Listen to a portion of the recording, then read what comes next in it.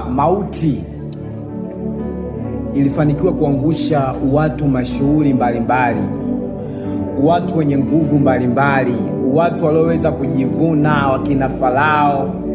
Mpaka Daudi anakuja anaandika kitu kimoja baada ya shujaa wa Israeli kufa, alikuwa anaitwa Abneri. Daudi kwenye maombolezo anaandika, anasema ilimpasaje Abneri kufa kama mpumbavu.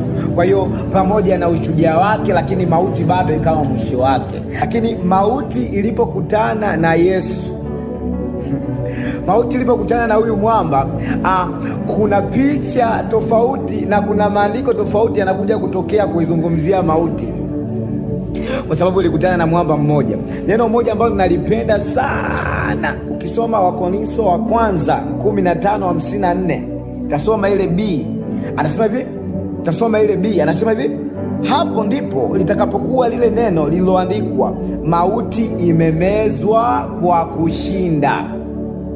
Mauti imemezwa kwa kushinda. Alafu kinachonifurahisha sio kwamba baada ya mauti kumezwa ndio kushinda.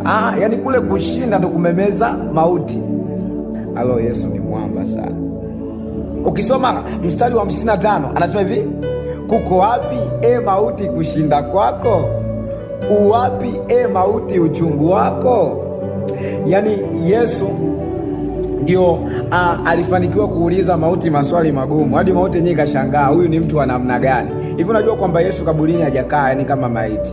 Yeye Yesu kaburini alivyoshuka alikuwa na kazi ya kufanya. Alienda kunyang'anya funguo ya mamlaka, alienda kuhubiri Injili. Hapa kwa watu wale wenzetu wa juujuu ambao wasoma neno juujuu, nitakuwa nimewachanganya kidogo, lakini Yesu mambo aliyofanya ni makubwa sana. Kwa hiyo ndugu yangu, kama bado hujampokea Yesu, kama kijana hujampokea Yesu, ninakukumbusha tu, ni mwamba mmoja tu ambaye alikutana na mauti, akaipa maswali magumu mauti, mpaka mauti ikasema huyu mtu sio wa kumshikilia. Siku ya tatu mwanaume akanyanyuka. Kwa hiyo kama bado hujampokea Yesu, kijana, mpokee Yesu, kwa sababu Yesu ametuhakikishia uzima wa milele.